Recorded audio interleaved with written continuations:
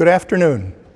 I'm American Dental Association Vice President Clay Mickle, and I'd like to welcome you to the inaugural release of what we hope will be many more annual public opinion surveys on what consumers think about their oral health. Ideally, this year's findings will serve as a baseline against which we can gauge changes in consumer perceptions about their oral health and what we all hope will be improvements in oral health over time. The ADA collaborated with Crest Oral-B on this important survey, and we thank Procter & Gamble for its generous support of the project. The ADA and P&G share similar goals in using our respective reputations to call attention to and find solutions for our most pressing oral health needs. Here to kick off the presentation is Dr. Paul Warren, Procter & Gamble's Vice President, Global Professional and Scientific Relations, Oral Care. Paul? Thank you, Clay. Gender, education, and region to ensure that they match national norms. P&G, and overall, when you're looking at these findings, Oral-B, I'd like to take this opportunity to thank the American Dental Association and GfK Roper Public Affairs and Media for their efforts in developing our first survey, The Public Speaks Up on Oral Health Care. The fact is that the country faces oral health care challenges. Many are not caring for their mouths, teeth, and gums adequately.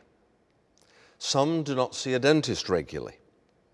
Many are not passing on good oral health care habits to their kids. And many misconceptions about oral health care abound. As a worldwide leader in oral care with market presence in more than 160 countries, and the only oral care company to offer a full range of products in paste, power brush, manual, rinse, floss, whitening, and dentures, we felt it was important to take a leadership role in understanding America's oral health care habits and beliefs.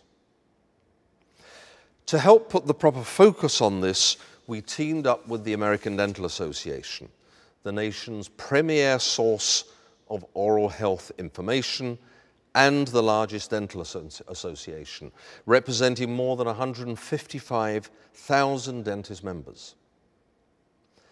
The ADA has advocated for the public's health and promoted the art and science of dentistry since 1859.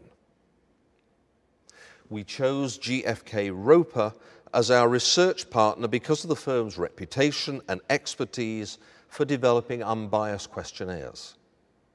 With 80 years of public opinion research experience and experience investigating over 40 diseases and health conditions, GfK Roper has built a reputation for quality and objectivity.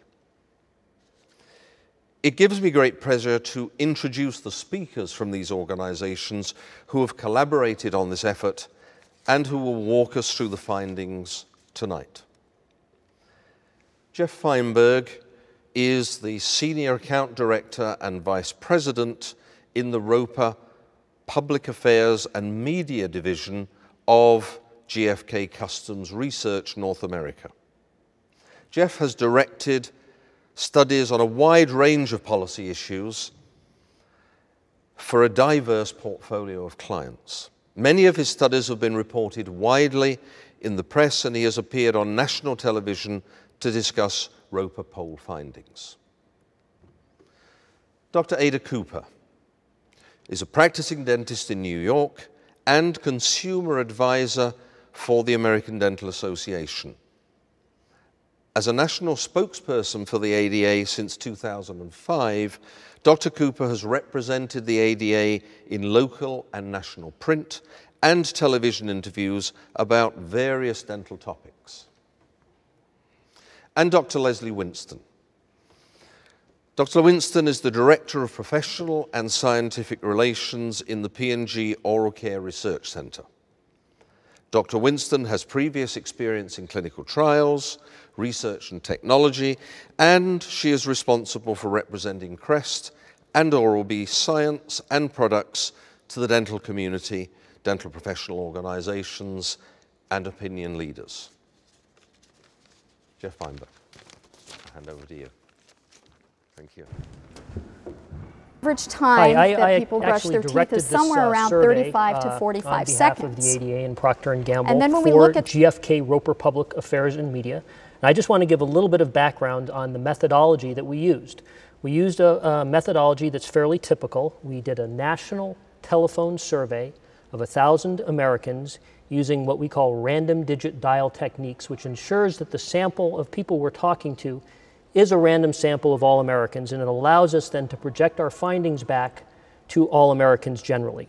Everyone we talked to was age 18 and older. They do all reside in the continental United States.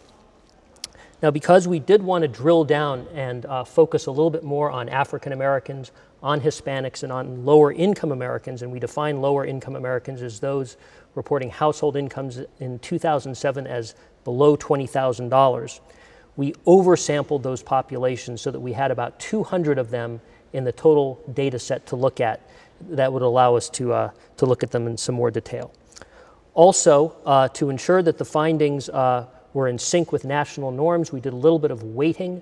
We weighted the data by age, gender, education, and region to ensure that they match national norms. And overall, when you're looking at these findings, bear in mind that the overall top-line findings are projectable back to the national population within a margin of error of about 3 percentage points, plus or minus 3 percentage points. So that's how we did the survey.